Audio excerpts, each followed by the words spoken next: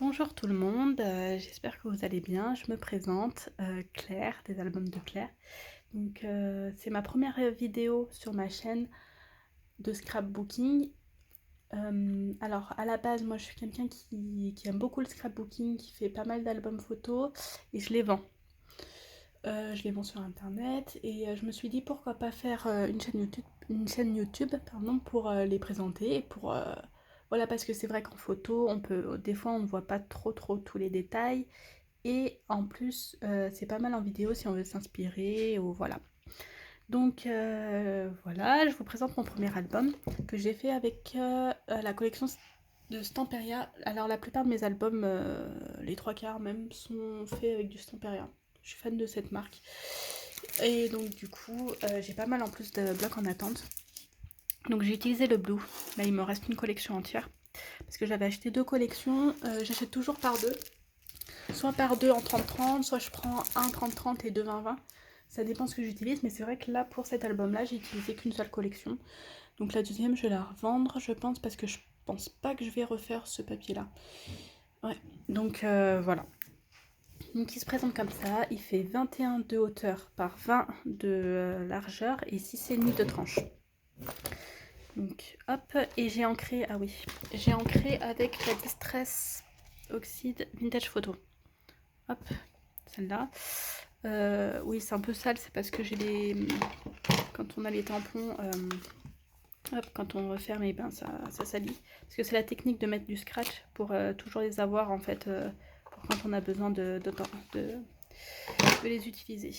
Hop, donc du coup il se présente comme ça. Donc là c'est la continuité en fait.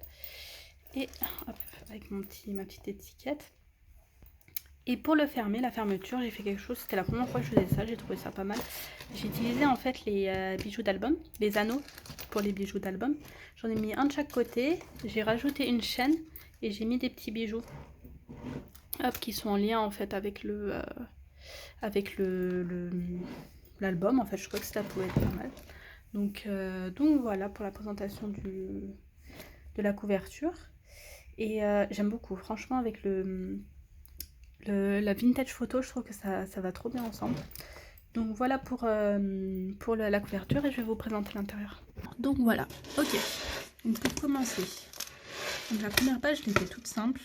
J'ai mis du coup un tag pour caler les photos. J'ai mis un espace photo, mais on peut en mettre plus. Pour ceux qui connaissent, j'ai mis du glossy en fait sur le nœud. On voit pas trop là la lumière. Et j'ai mis aussi là. Donc du coup, le glossy, c'est ce qui fait que ça brille un petit peu. En fait, ça donne du relief. Il y a du relief et ça brille un petit peu à la lumière. Donc là, j'ai fait toute simple. Donc la feuille, et j'ai mis un tag pour l'espace photo. J'ai trouvé que le noir et blanc, ça allait bien pour casser un peu le bleu des couleurs. Donc hop, là, pareil, j'ai mis du glossy là. Mais bon, ça se voit pas trop à la lumière. Donc on ouvre comme ça. Et donc j'ai mis deux espaces photos. C'est une pochette, ça c'est une autre collection papier un peu ancien que j'ai mis. Hop, c'est aimanté.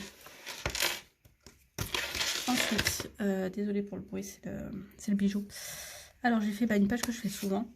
Ok, donc espace photo. Là c'est une petite pochette. C'est ça. Donc c'est aimanté aussi. Donc là un espace photo, on a juste à mettre la photo. Toutes les photos de cet album, la plupart de mes albums, toutes les photos c'est des 10-15.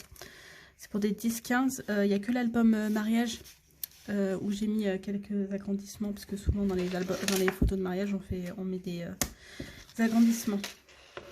Ensuite, là, j'ai mis un embellissement en bois.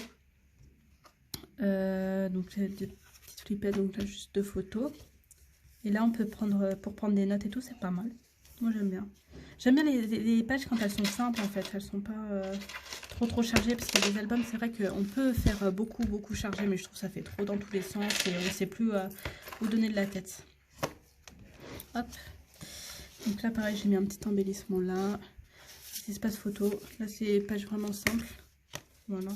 C'est bien pour ceux voilà qui veulent un album simple juste pour mettre des photos, qui veulent pas trop se perdre dans tous les sens quoi. Hop, là c'est une pochette. Donc je peux rajouter au besoin des espaces photos, il n'y a pas de souci, ou on peut mettre juste les photos comme ça. Là, je sais pas si ça se voit. On voit pas trop. Ça fait en fait un petit peu comme si c'était des petits points de couture un peu. J'aime bien. Hop. Là, du coup là c'est pareil, c'est aimanté. Je fais souvent des cascades, c'est les cascades de photos. Je trouve que c'est pas mal parce qu'en un espace on peut en mettre beaucoup. Hop, et là on peut en mettre une dernière. Hop, aimanté comme ça.